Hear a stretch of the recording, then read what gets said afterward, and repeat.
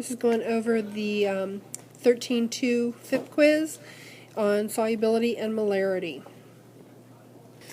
Okay, so your first question. Create a saturated solution of ammonium nitrate at 20 degrees Celsius with 550 milliliters of water. And the first thing to be aware of is that the chart on your quiz is solubility in grams per 100 grams of water. So you're given milliliters of water and you have to convert it. Okay, so our first step is going to be, yes, because water has a density of 1 gram per milliliter. So,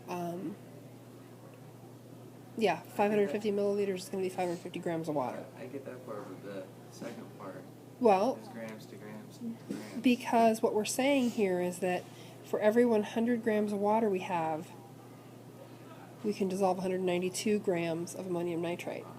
So,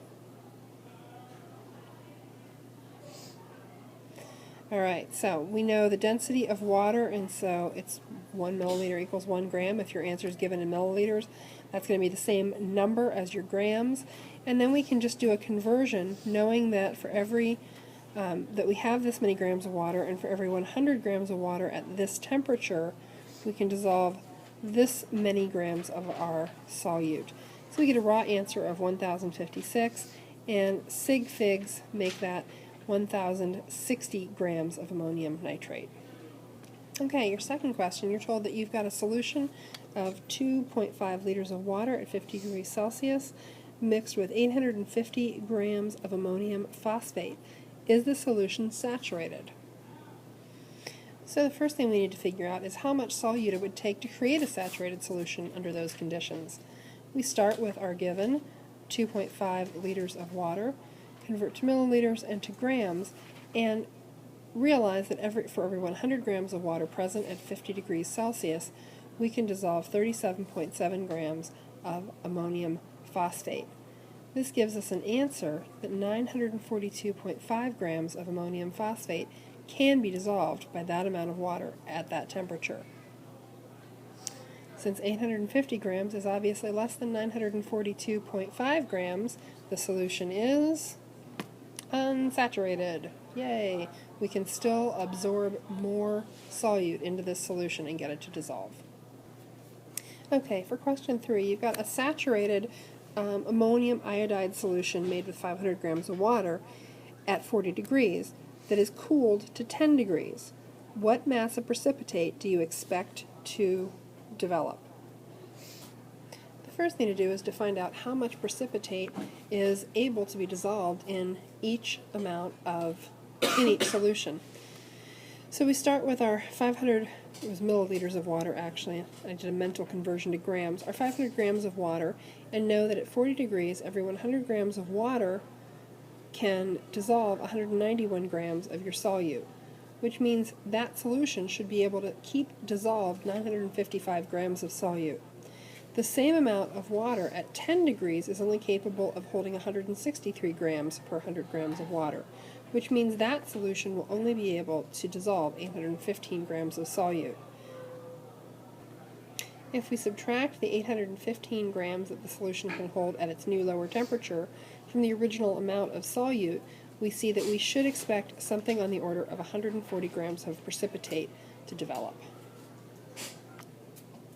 Okay, so initially we need to figure out how many. Problem number 4 is a given mass of calcium chloride in a given volume of solution. We're asked to figure out its molarity. First we need to find out how many moles of calcium chloride that is, and then we can plug that right directly into the equation for molarity. That gives us a molarity of 0.25 molar. Let's figure out how many moles of barium nitrate you need. Moles of barium nitrate, well then we can plug that into the problem for molarity. So we have moles, we have molarity, we want to solve for the volume of solution that we need. Okay, so we've rearranged that to solve for the volume of solution, and I'm just going to keep talking. 0.07, etc., divided by 0.25, we get 0.306, etc., 0.31 liters of solution. On number 5, You just have to find the volume of solution, and you get a final answer of 0.31 liters. You have to do a factor label followed by a molarity problem. Are asked, you are supposed to mix 250 milliliters of a 0.1 molar potassium chloride solution. We want to know how many grams of potassium chloride you need. Well, first we have to figure out how many moles of potassium chloride you need. So we're going to do this problem, this part of the problem. Okay, so in this one, first you had to solve for the number of moles of potassium chloride, and you had to remember to convert this volume into liters because molarity is moles per liter. So that gets you 0.025 moles of potassium chloride is what you need. Now you're just going to set up a factor label. Okay, so now we're going to take the number we got from our molarity problem and start off a factor label with it, heading over to moles of potassium chloride.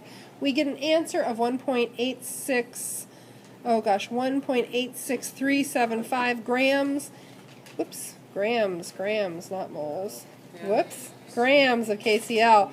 So, since we can only have one sig fig, going back to this, that becomes 2 liters.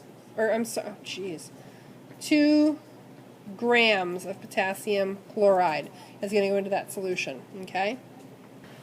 Okay, so in number 7, the last one, you're given an equation and you're told you want to produce 150 grams of potassium chloride.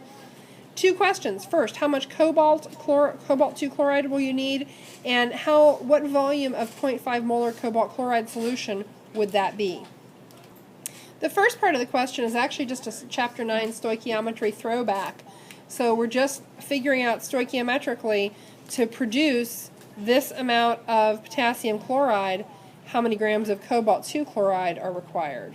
Okay, so with sig figs, your answer for A would be 130.6 grams of the cobalt-2 chloride. So there's your part A answer. Now you have to essentially do the same factor label minus this last step to figure out how many moles of cobalt-2 chloride you're going to need, or you can take your number of grams and just figure out how many moles that is. Either way, you're going to get a number that's something like this, 1.00603621 moles of cobalt-2 chloride. That goes straight into your molarity equation, and you solve for L. Okay, so once you've taken that number of moles and plugged it back into your molarity equation right here, the raw number you get is 2.01207 liters of COCl2. So with sig figs, because of this, you end up with 2 liters of cobalt-2 chloride solution.